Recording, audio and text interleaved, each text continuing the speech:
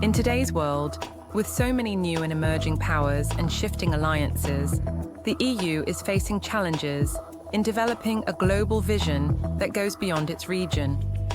We no longer live in a world where alliances can be taken for granted, despite the frictions that have been ever present, even in periods of greater solidarity with the United States. One thing's for sure, it needs to think again about its global partnership strategy. But how exactly?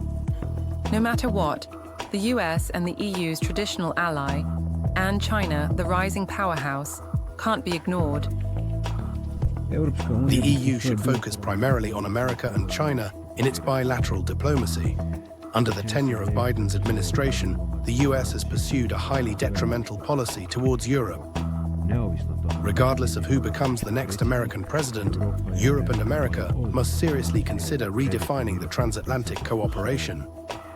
It is also imperative that the EU works on its engagement with Africa. The European Union should actively engage with the African Union, considering Africa's geographic position and overall importance to European interests.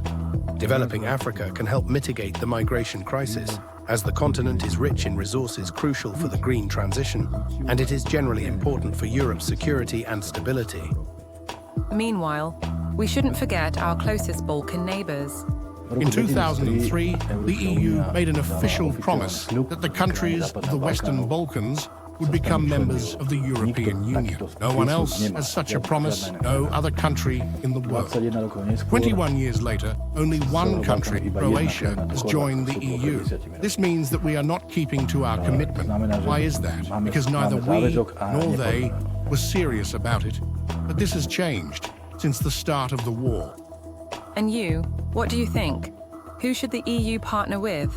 Let us know.